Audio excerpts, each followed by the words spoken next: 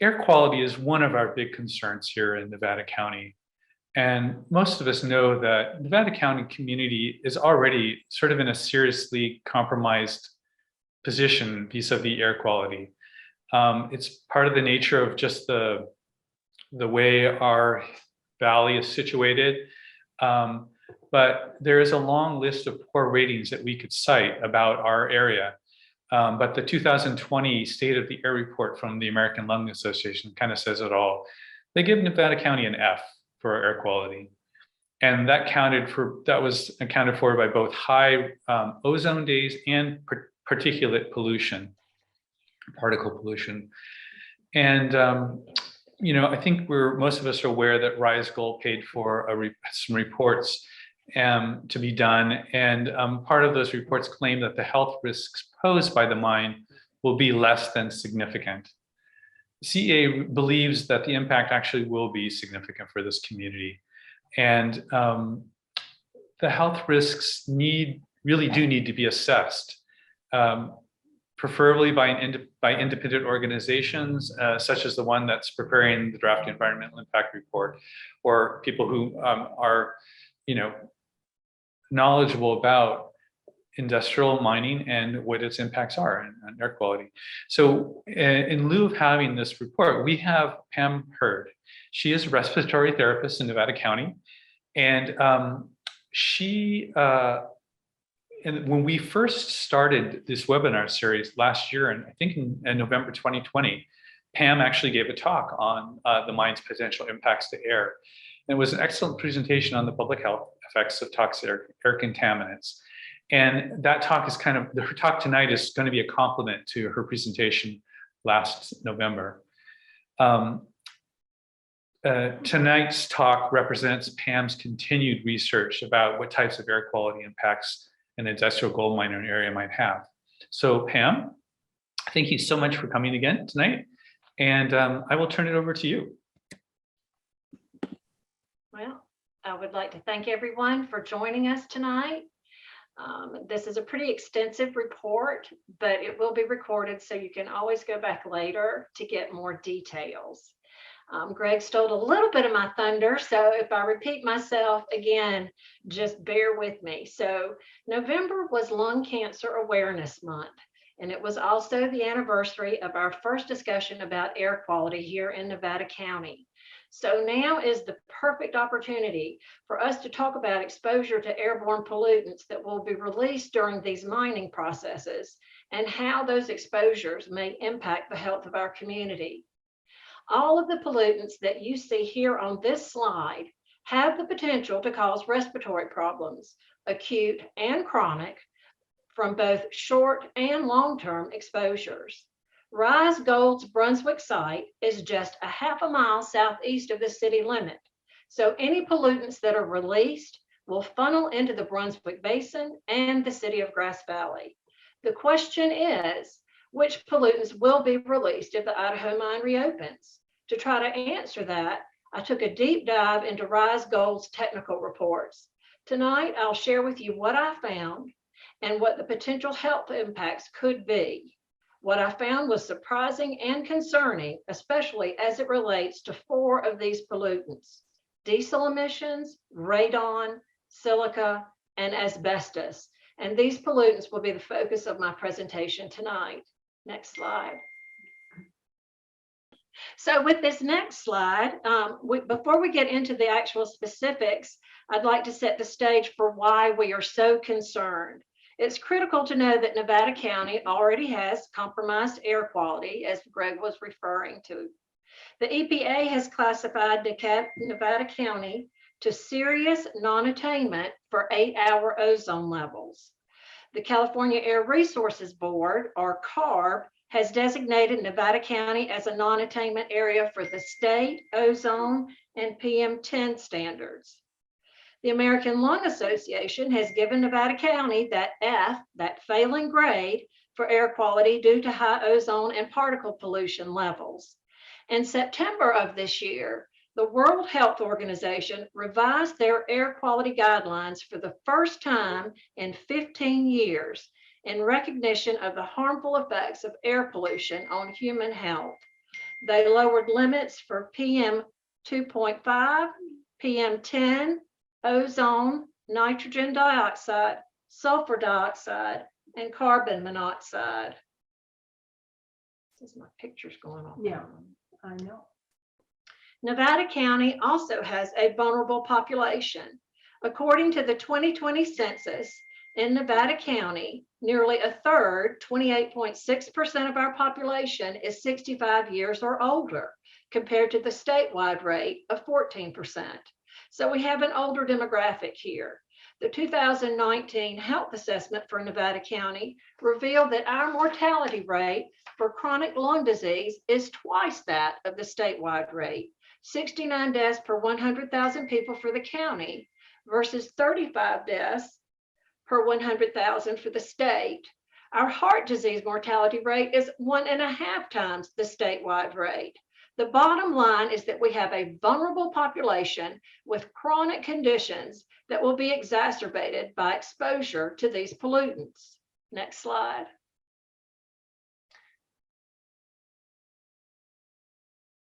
Next slide. There you go. The first pollutant encountered will be diesel emissions, including both exhaust and particulate matter, or DPM. The impact of these emissions on public health is seriously. Approximately 70% of all airborne cancer risk in California is associated with diesel particulate matter. Diesel particulate matter has other public health effects as well. Because it is part of PM 2.5, DPM contribute to the same non-cancer effects as PM 2.5 exposure. These effects include premature death, emergency room visits and hospitalizations for exacerbated heart and lung disease, asthma attacks, and it may affect the immune system, increasing the risk of allergy and susceptibility to infectious diseases. Diesel emissions will be constant throughout the life of the project, starting with the remedial action on the Centennial site, followed by the construction phase of the Brunswick site, then delivery and placement of the engineered fill on the Centennial site, and the ongoing operations at the Brunswick site. This project will require heavy-duty diesel engines for earth-moving equipment, along with trucks for the delivery and dispersal of materials, bulldozers, graders, compactors, generators, haul trucks, delivery trucks with explosives, water, diesel fuel, and cement, fuel storage tanks, explosives, and gold concentrate and aggregate removal trucks. Now, you should know that the RISE report states that all diesel engines owned by them would be equipped with Tier 4 final engines, which is the current emission standard for new trucks, requiring engine manufacturers to reduce particulate matter and oxides of nitrogen by 50 to 96% as compared to Tier 3 engines. But if you look closely at the plans, you can easily see there are several loopholes. For instance, another section of the report states that if these engines are not commercially available, then they will use CARB certified Tier 3 engines with the most effective diesel emission control strategies available for that engine type. Commercially available will take into consideration factors such as critical path timing of construction and the geographic proximity of the equipment location to the project site. What isn't covered is the question about what the tier status will be for leased equipment and outside vendors.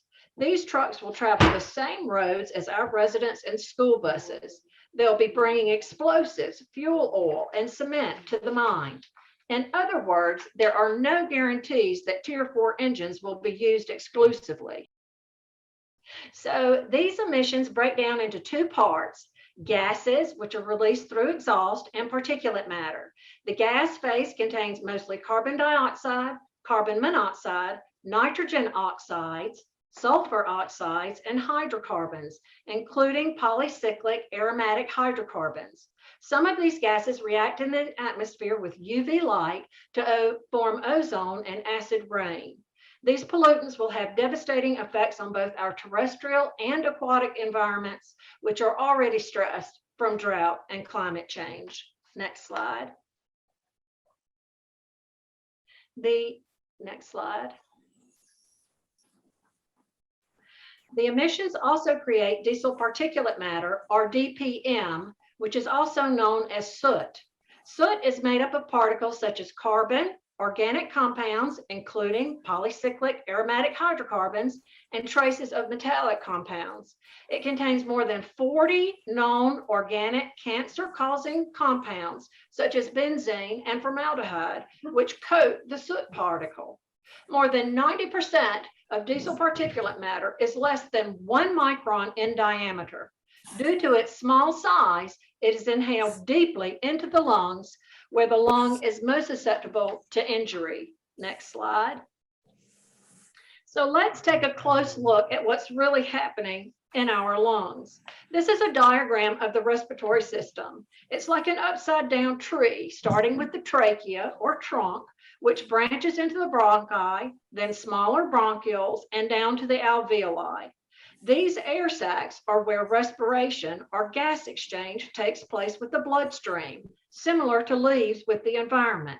Our bodies take in oxygen and release carbon dioxide through the alveoli, while the trees respire by taking in carbon dioxide and releasing oxygen to the environment. As you can see, the smaller the particle, the deeper it is able to penetrate into the lungs and cause damage. Next slide. Diesel emissions aren't the only high-level pollutants that affect respiratory health. We also have to consider radon, a radioactive gas that increases the risk of lung cancer. In this section, I'll explain what it is, then share what I found about it when reviewing RISE Goals reports. Next slide. According to the World Health Organization, quote, radon is a radioactive gas that emanates from rocks and soil and tends to concentrate in enclosed spaces like underground mines and homes. You cannot see it, smell it, or taste it. It is generated from the decay of radium. Radium is a decay product of uranium and thorium, which are naturally occurring in rocks and soils. Because it is a gas, it moves freely in the air spaces between rocks and in soils. And because it is heavy, 7.5 times heavier than air, it accumulates in low places like mines, basements, and the ground floor of homes. Factors that can affect radon levels include local geology, construction materials, and how the home was built. Levels can vary from home to home. It's very unpredictable. So what is the risk? After smoking, radon is the second leading cause of lung cancer in the United States. For non-smokers, radon is the leading cause of lung cancer. The U.S. EPA estimates that radon causes about 21,000 lung cancer deaths each year. And there is a linear relationship between radon and lung cancer. As radon levels increase, the risk of lung cancer increases. Next slide. Let's start by looking at our current radon levels. The national average of radon is 1.3 picocuries per liter. The California average is 0.85 picocuries per liter. Now look at Nevada County. Our average is 3.1 picocuries per liter. What do these numbers mean? Well, you should know that the EPA action level is 4 picocuries per liter. In other words, you should already be taking action today to lower your exposure. Next slide.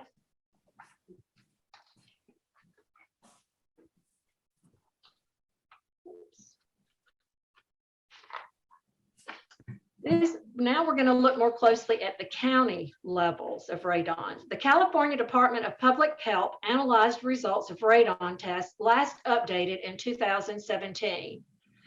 Here in Grass Valley, tests on 315 homes revealed that 66 homes had levels greater than or equal to 4 picocuries per liter. That was 21% of the total. The highest level recorded was 29.5 picocuries per liter. The Idaho Maryland Mine Project is located in this same zip code of 95945. Next slide. So how does radon enter a home? Radon seeps into your home from several sources: fractured bedrock, groundwater, soil, and well water. Next slide. So this is a critical question. How will the reopening of the Idaho Maryland mine affect radon levels in Grass Valley and in our homes? How could radon impact our groundwater and wells? Rise Gold did test groundwater from some drains and the New Brunswick shaft for radon and emitting particles, including measurements known as radium-226 and radium-228. All published test results were below the maximum level, measuring under 5 picocuries per liter for both types of radium combined. But in 2006, the state of California adopted new public health goals for radium-226 and radium-228. The new goal for 226 is 0.05 picocuries per liter, and the new goal for 228 is 0.019 picocuries per liter. The combined value of 0.069 is below the current detection level. These new goals demonstrate that the state recognizes the health risk for lung cancer from radionuclides exposure. Now, looking at the groundwater test results under this criterion, all radon 226 and 228 results meet or exceed these public health goals. And here's another question. What will the effects on miners and surface workers be when this radioactive gas is released during constant dewatering and mine ventilation? Over the last decade, several studies have concluded that elevated radon concentrations could be a sign of an imminent earthquake. Radon is released from cavities and cracks in the rocks and soil due to a slight compression of pore volume that causes the gas to flow out of the soil. 1,900 pounds of explosives will be detonated every day during mining. Will the continuous explosives use and tunnel excavations lead to increased rock fractures and fissures, thereby increasing radon levels in our community? So here are my recommendations on radon. Nevada County should have an action plan that will, number one, obtain radon baseline levels in homes and businesses. 2, maintain an ongoing monitoring program in the mine and all structures in the community. And 3, then mitigate radon levels as necessary. Radon isn't the only thing from our local geology that may prove hazardous to our health. Next slide. Silica and asbestos will be released to the environment from all phases of mining: blasting, excavating, skipping, crushing, milling, and transporting to various sites. Both of these materials belong to the category of toxic air contaminants. A substance is considered toxic if it has the potential to cause adverse health effects in humans, including increasing the risk of cancer upon exposure, or acute short-term and or chronic long-term non-cancer effects. A toxic substance released into the air is considered a toxic air contaminant. To be clear, Rise Gold claims that measures will be taken to reduce the release of these contaminants, but reduction in the release of toxic air contaminants is not the same thing as no release at all. Next slide. This is the only technical report found on the Rise Gold website for their investors. It's really a great report, only 179 pages in length, that details the history, gold production, and most importantly, the geology of our region. Within it, there are 115 mentions of quartz and over 70 mentions of serpentinite. Why are there so many mentions of these materials? Because that's where most of the gold is found, in quartz veins along the contact points with serpentinite. These are the buzzwords that excite investors. Rise will be excavating tons of quartz and tons of serpentinite. And you guessed it, these are the rocks that contain silica and asbestos. Next slide. Quartz contains respirable crystalline silica, which is defined as a particle with an aerodynamic diameter size of 4 microns, so it is able to penetrate deep into the lungs. The risks from exposure to crystalline silica are well known: lung cancer, silicosis, emphysema, chronic bronchitis, respiratory failure, and premature death. It has been implicated in bladder and kidney disease, along with some autoimmune disorders. Research indicates that, quote, freshly ground quartz has been found to be much more cytotoxic than aged quartz because grinding or fracturing quartz particles is thought to break the silicon-oxygen bonds, generating silicon and silicon oxide radicals on the surface of the particles. Next slide. So just how much silica will we be exposed to? Our geology is igneous in origin with later metamorphosis and alteration. One way to classify igneous rock is according to their silica content. This graphic displays the different categories of igneous rock. All of these rock types are present in our geology. Proportions matter, especially in mining. Felsic has a silica content greater than 65% by weight, such as quartz and plagioclase feldspars. Felsic to intermediate has greater than 20% quartz by volume and between 65 to 90% plagioclase feldspar, such as granodiorite. Intermediate has a silica content between 55 to 65% by weight, such as andesite and diorite. Mafic has a silica content between 45 to 55% by weight, such as gabbro and diabase. And ultramafic has a silica content less than 45%, such as serpentinite. What's most remarkable in Rise Gold's report is the assumption that 98% of the rock mined will be meta-andesite rock with a silica content of 60%. This percentage was obtained from the Geology 101 textbook definition of andesite rock as being between 52 to 63% silica. Just how accurate is this number? First of all, this is meta-andesite rock, not just andesite. It has undergone metamorphosis, becoming altered in composition.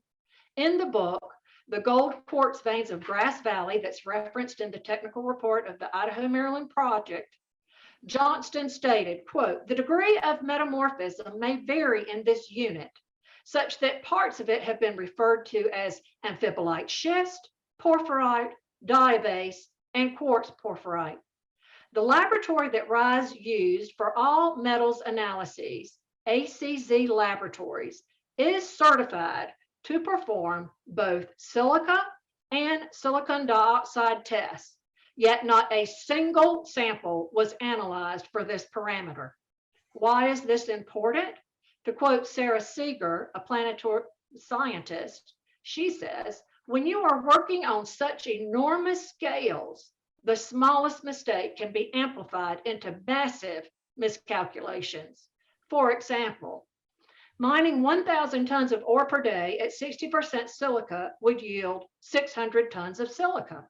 But mining 1,000 tons of ore per day at 65% silica would yield 650 tons of silica, an additional 100,000 pounds. And this difference would be compounded every day. Next slide.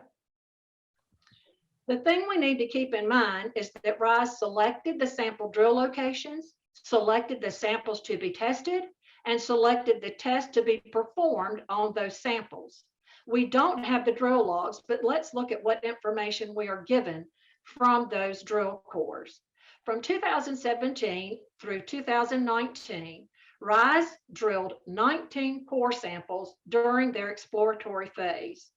Metals analyses were performed on 47 crushed core samples. These 47 samples were selected from just 5 of those cores. The procedure went like this. For every 90 to 100 feet drilled, a 10-foot sample was obtained for testing. A 1 gram sample from each 10-foot segment was then analyzed for metals content, about the weight of 7 quarters. 40 samples, 85% of the overall total, were selected from just a single core, the I-1913, here shown in red. This core began at 167 feet below the ground surface to a final depth of 4,775 feet. Sampling was pretty consistent from 167 feet to 3,227 feet. Then large segments of 350 to 450 feet started missing. These missing segments add up to over 1,100 feet, or 25% that is absent from that particular core. Why are these segments unaccounted for? Are they quartz or serpentinite? What else are we not being told? Next slide. For those who really like to understand how it works, these charts lay it out. RISE will mine 500 tons of barren rock per day and 1,000 tons of ore rock per day. The rock will be crushed to a 6-inch size in the jaw crusher, then conveyed to the silo. The ore rock will then be sent to the processing center to be milled in multiple stages, ground down to a small size that will enable them to separate the gold out by gravity flotation. After removal of the gold, this material is known as tailings or sand tailings. 500 tons will be used in cement paste backfill, while the remaining 500 tons will be mixed with barren rock to become engineered fill. The pie chart shows the percentage of rock types that will be mined each day. Notice, there is no mention of quartz. The bottom chart shows the breakdown in size for the sand tailings. The engineering firm NV5 stated in their Centennial Geotechnical Report that we understand that the sand tailings will likely have a gradation similar to the historical gradation presented in the table below, and will typically have a large proportion of quartz. The quartz sand has been graded according to size and percentage of total for each size. 12% will be less than 44 microns in size. The human eye can see only down to 50 microns, so these particles will be invisible. Just what amount of this 12% is less than 10 microns of a respirable size is unknown. The engineered fill, composed of sand tailings and barren rock, will be loaded and transported to the Centennial site for placement, grading, and compaction. There will be 6 fans in the ore processing facility, exhausting 1 gram per second at a flow rate of over 21,000 cubic feet per minute, 24 hours a day. What are these fans exhausting to the environment, and in what quantities? Next slide. A close look at this proposed schedule gives us a good sense of the extent of the risk. Mining and ore processing will occur 24 hours a day for 7 days a week. Hauling of engineered fill will occur 16 hours a day for 7 days a week. Placement, grading, and compaction of the engineered fill will occur 8 hours a day for 5 days a week. There will be 50 to 100 haul trucks per day, with each load weighing 20 tons. Since placement, grading, and compaction only occurs 8 hours a day for 5 days a week. Oh, it fell off again. It fell off again. Okay, Don can fix that. Okay. I don't know. It just says, can you get back on? Pam, we can hear you. Oh, I'm sorry. And I can see the slide. Okay. Yeah, I think you're okay. Fine. Yeah. Why don't you just keep going? Yeah, Let me you don't know need when to you're say done with anything. that. This is perfect. Okay, so since placement, grading, and compaction only occurs 8 hours a day, 5 days a week, there will be significant stockpiles of this material building up before 7 a.m. and after 3:30 p.m. and throughout all the weekends. RISE maintains that there will be negligible fugitive silica dust because they will sprinkle the material with water twice a day or cover it with a tarp. We are very concerned about fugitive dust. Are there any protections for our community? Well, there are some regulatory standards for workers who are exposed to silica. OSHA has a regulatory standard for a permissible exposure level for respirable crystalline silica of 50 micrograms per cubic meter, time weighted averaged over an 8-hour day. The Mine Safety and Health Administration standard for permissible exposure level is 100 micrograms per cubic meter, time weighted average over an 8-hour day. This standard was adopted in 1969 and is double the current OSHA standard. But our community will be exposed 24 hours a day, 365 days a year, forevermore, from multiple sources to this toxic air contaminant. In 2005, California adopted a safe limit for non-occupational exposure. This chronic reference exposure level is 3 micrograms per cubic meter for ambient respirable crystalline silica. However, there is no enforcement of this statute, and the exposure level falls below the test detection level of 5 micrograms per cubic meter. In other words, the accepted method for sampling and testing is not sensitive enough to reach the state limit. Next slide. And still, the community has yet another tag to be concerned about: asbestos. According to the World Health Organization, quote, "No level of asbestos exposure is safe. Excess rates of cancer are found at all asbestos fiber concentrations. Exposure is linked to several diseases: cancer of the larynx, lung and ovaries, and mesothelioma, cancer of the pleural and peritoneal linings. Exposure is also responsible for asbestosis, COPD, and pleural effusions. It generally has the worst effects when a person is exposed to an intense concentration of it, or they are exposed on a regular basis over a long period of time. Chrysotile serpentine asbestos is the type found in the Idaho, Maryland mine. And an asbestos fiber is defined as a particle longer than or equal to 5 microns with a length to width ratio of greater than or equal to 3:1. Thus, the fibers are invisible, readily airborne, and inhaled deeply into the lungs." Next slide. Here is a geologic map from the hydrology report. The black dotted line represents the mineral rights boundary with different rock types denoted by color. The purple area is serpentinite, which can contain asbestos, and the red dotted lines trace the Morehouse, Idaho, and 6-3 faults through the serpentinite deposits. Next slide, please. Next slide. Again, in this map, the gray area represents the mineral rights boundaries with serpentinite traced in purple. Green is porphyrite or meta-andesite. Orange is diorite. Coral is granodiorite with meta-sedimentary deposits shown in blue. Next slide. And here's an expanded view of the previous map showing the drill core locations where asbestos sampling was done.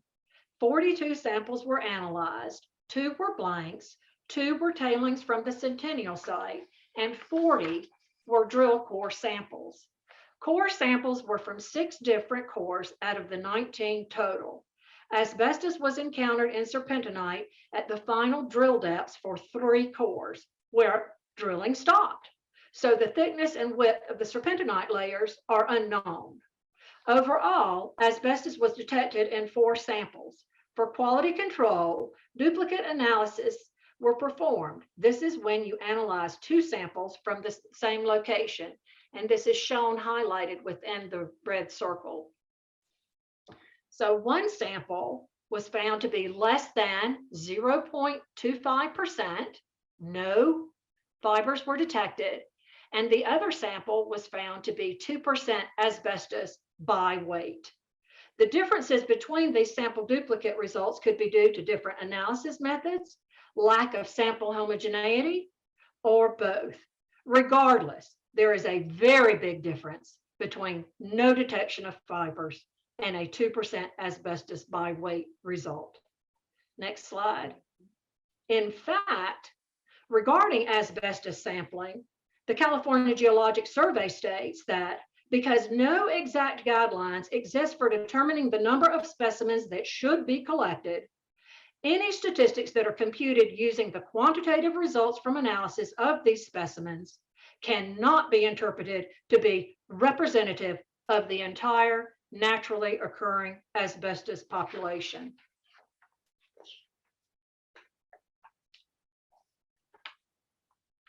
Let's see. Based on 12 samples, RISE calculated the content of asbestos as 1.08% by weight and the asbestos emissions are based on the 1% of serpentinite to be mined each day. Is this an accurate percentage based on the limited sampling done, the testing limitation, and the asbestos variability in serpentinite deposits? Next slide.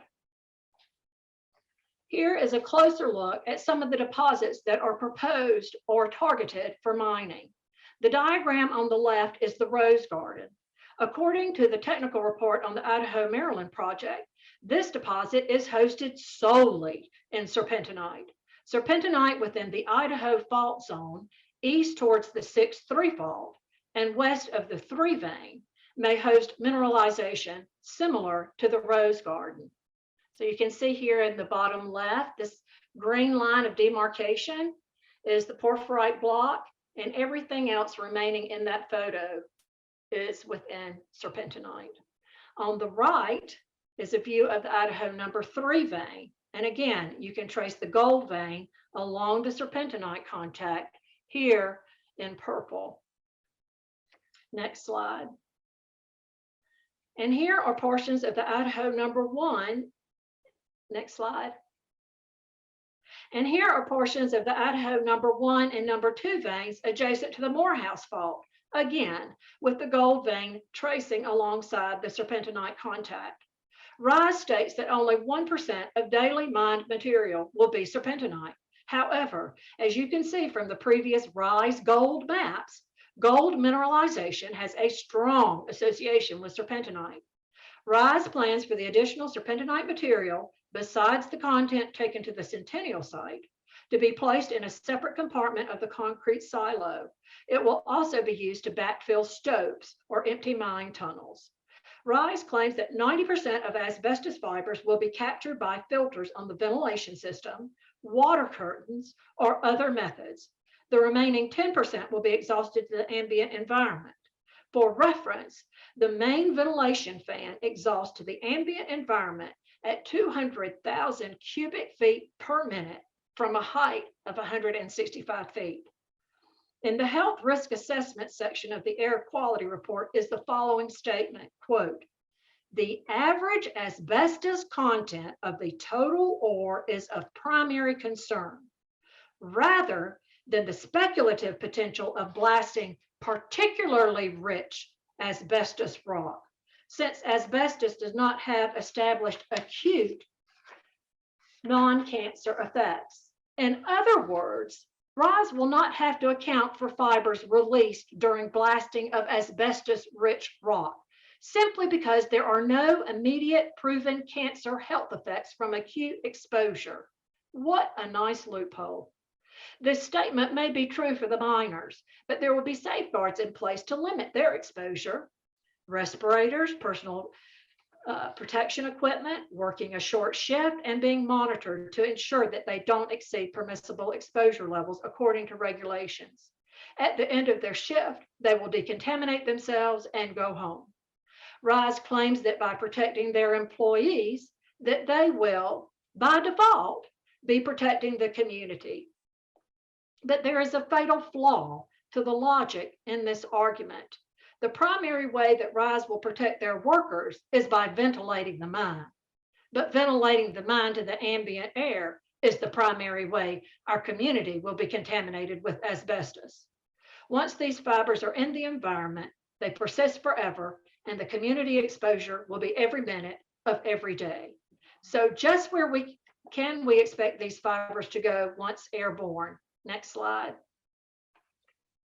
We know that both respirable crystalline silica and asbestos emissions are microscopic, less than 5 microns in size, but any particles less than 10 microns can be inhaled into the lungs. Here are some charts based on Stokes' law showing particle distances traveled according to wind speed and particle size. Keep in mind that the Brunswick site is less than 2 miles from downtown Grass Valley, and that the hourly average wind speed in Grass Valley is 5.7 miles per hour. So again, you could look at table 1 for 10 microns, and at a wind speed of 3, it travels a little over half a mile. But when you drop down to a 5 microns particle size at that same wind speed, it now has traveled a distance over 2 miles. So here is one last statement from the air quality report. Based on the PM10 emissions estimated and the lab sample results, emissions of asbestos, silica, and heavy metals were estimated for the purposes of this health risk assessment. The consultant is using estimations of estimates to predict the future health of our community. It may take 10 to 20 years for diseases to appear from radon, silica, and asbestos exposure, but the effects will be devastating. Next slide.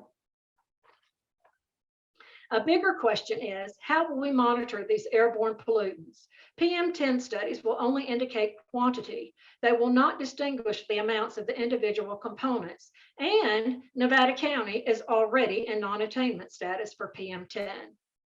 The fugitive dust mitigation plans are not adequate to prevent the release of airborne microscopic silica and asbestos into our environment. Diesel, radon, silica, and asbestos. Oh my. RISE has said that each of these pollutants will have a less than significant effect on our community. They maintain that they will be able to mitigate or diminish the effects with strategies such as using Tier 4 diesel engines, putting filters on the mine ventilation fan, and wetting down the dust. How can spewing pollutants from thousands of gallons of diesel fuel daily, trucking rock and sand tailings laden with asbestos and silica around town 16 hours per day, building 2 sites with this material, plus the daily operations of the mine for 80 years, have a, quote, less than significant effect on our community? I'm concerned that the RISE operation will constitute both a public health and an environmental health crisis. All the gold in the world can't buy good health. Please join with CEA to stop the Idaho Maryland mine. The end. Yay. Thank you very much, Pam. That was a lot of information. It is. And thank you for taking us through it. I have to say that I got a little overwhelmed at points. So can I ask a few questions that occurred to me while I was listening to it? So, and please, people who are listening, you have questions too. Please put them into the Q&A now, and we will direct them to Pam. Yeah, Pam. So I don't know where to start. Partially, you talked about a lot of missing and inconsistent and kind of variable data that comes from the statements in the reports that RISE Gold has given us. Partially, I heard that you said that, like in some of the drill samples, that they weren't complete. Correct. How do you interpret this kind of selective presentation of data? Are there kind of good reasons to do that, or is it just trying to hide data from us? Well, I think that what RISE will say is that these 5 drill cores are located in areas that they are most interested in drilling along the Idaho Fault, especially. So that I-1913, where they drilled the longest core, is part of that area. But as you said, I don't know why these huge segments are missing, especially, like I say, as you're approaching that serpentinite layer. Now, were these gold, quartz veins, and they simply harvested it and put it in the bank? I really don't know, but this is a question that they should, definitely answer for us, because when you're doing these environmental studies, you only use 1 gram of material. Now, there are 454 grams in a single pound. So when, these 47 samples that are supposed to represent the entire, as far as I'm concerned, they're using it to represent the entire mineral rights, 2,600 acres nearly. It's just not adequate sampling to extrapolate those results to that volume of material, especially, like I say, when you're at the bench, and I've done this, you take 1 gram of material and digest it in nitric acid, make it back up to about 100 liters, and then go run it through your instrumentation. So the total of all of these samples is the equivalent of the weight of about 7 quarters. That's not much material. And I think to just assume, that this applies to any and all rocks, like I say, they didn't even test for silica content. So, and this is going to be one of the primary toxic air contaminants that will be released. So it just seems to me that the answers that I want to feel safe in my home have not been provided by this data. Mm-hmm.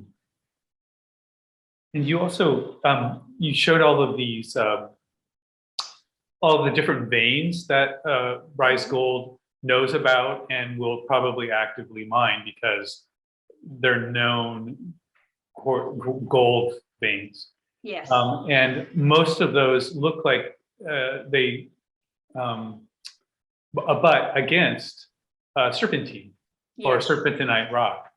Yes. So that means that in order to get to those veins, they're going to have to dig in that serpentinite. Is that accurate? Yes.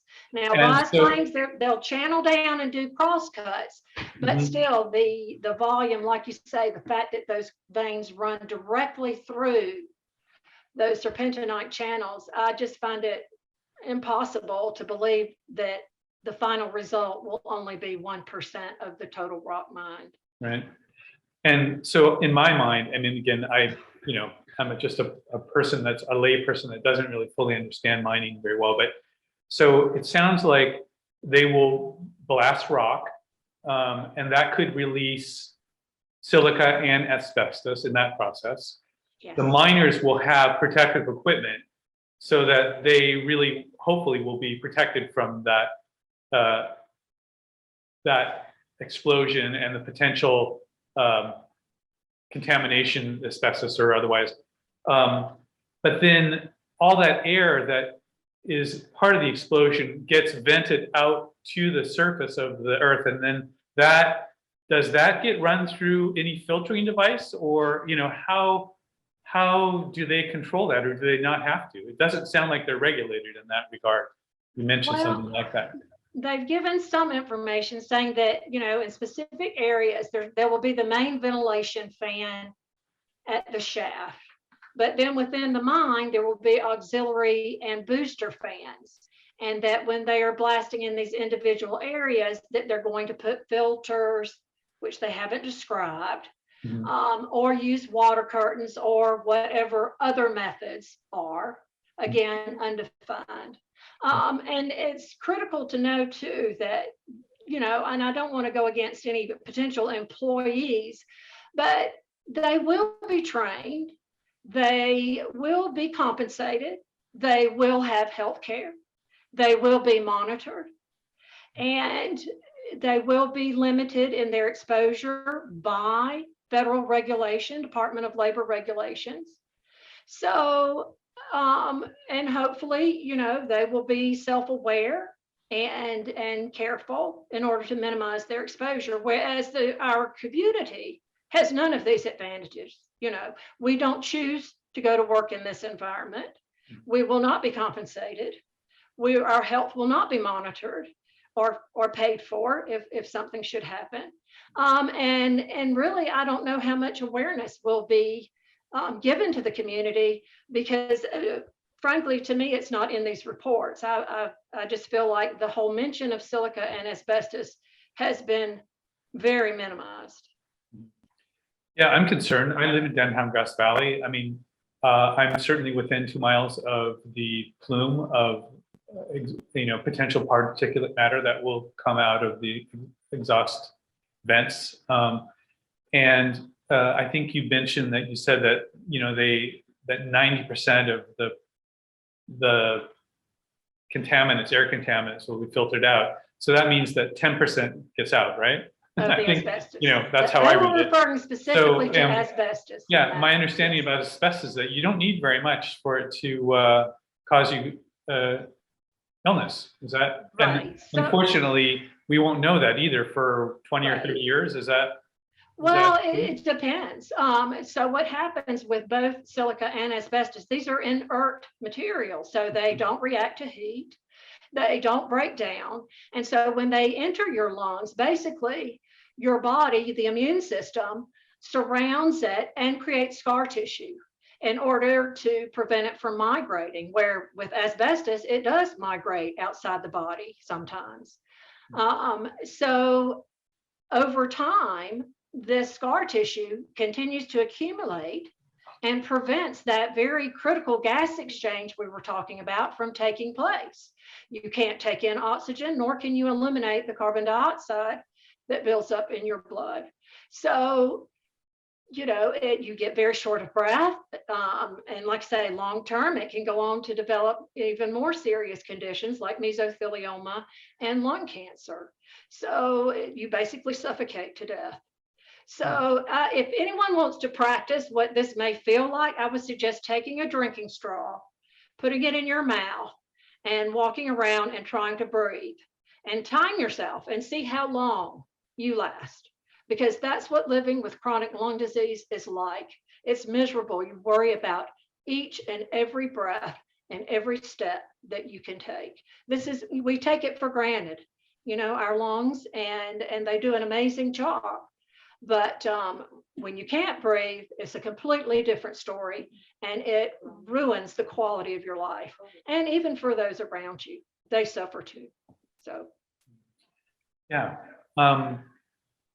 So given that we are getting sort of maybe not complete information from the Rise Gold reports, what do we do as a community? Like, how do we bring this issue to the attention of our supervisors and have intelligent discussion about what the implications of air quality are as a result of mining? Yes.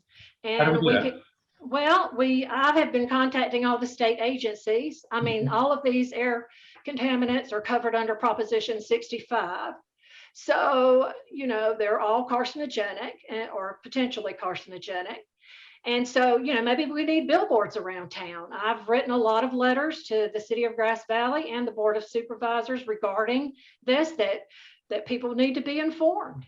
It's going to be critical if, we have public service shutoffs, for example, and you're opening your windows, how to vacuum your home to prevent these, from being re-entrained into your environment, if in fact they are allowed to proceed.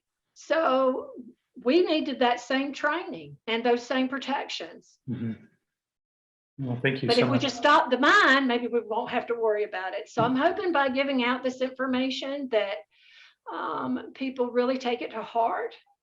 And right now the laws just are not there to adequately protect us. The dust mitigation plans, they reference things like no visible dust can cross the fence line of the property, and even if it does, they've got 24 hours to wet mop it up.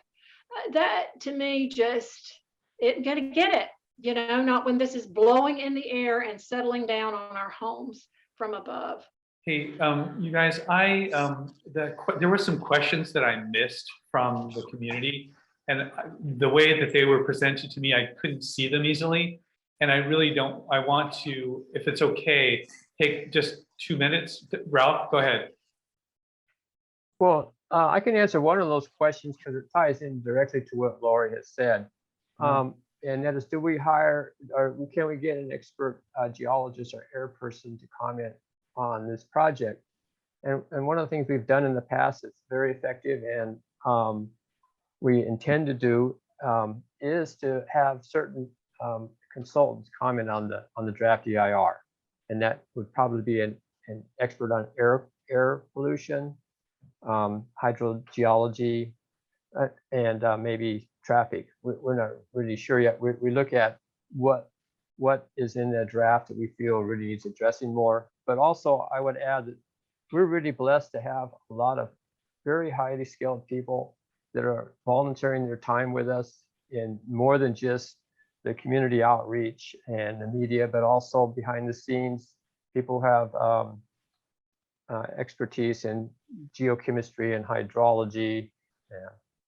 People have expertise in air quality, as Pam does, and other topics. So we will have a massive effort to comment on this draft EIR. And I think it'll be a big task, but that's where our big goal is. Just wanted to share that. And donating to our efforts really helps, because then we can afford to hire these expert people where we don't have them in volunteer form. I always want to share one comment that Carolyn made. I'm sorry, Carolyn, that the questions didn't come to me properly, but I just want to share your comment. She said, Carolyn says, even though we are speaking about air pollution in this presentation and lung contamination, but the water will also be contaminated by the air pollution, which will be contaminated. And when we drink the water or use the water for food growing or whatever, it'll affect us that way as well. I think it's an interesting comment. I appreciate it. So thank you very much, Lori, for the donation pitch. And yes, people, please do help financially. You are helping by having discussions with your friends, with your family, letting people know about what's going on. But we are getting into the phase where we need to hire experts to be able to give scientific commentary to the draft EIR. And while we do a lot of research ourselves, well, Pam is a respiratory therapist and she's done some deep research, but we really do have to hire people to help us study these statements that are being made in the draft environmental impact report, because it is our one and only chance to make sure that our questions are answered. And it will have a huge impact on what happens, whether this mine opens or not. So please take that to heart. Please donate. It is the time of the year to do that. Please keep it in your mind when you're making out your end of the year pledges to people, and know that every single penny of it will go to hiring people to do work on our behalf, legal, scientific, those two. And so I think we are done. I would like to thank everybody for coming tonight. We will be doing a presentation in January, and we will have more details about it when it's informed. And so please stay in touch with us. We will stay in touch with you. We wish everybody a really wonderful end of the year, holidays and New Year, and we will see you in the new year.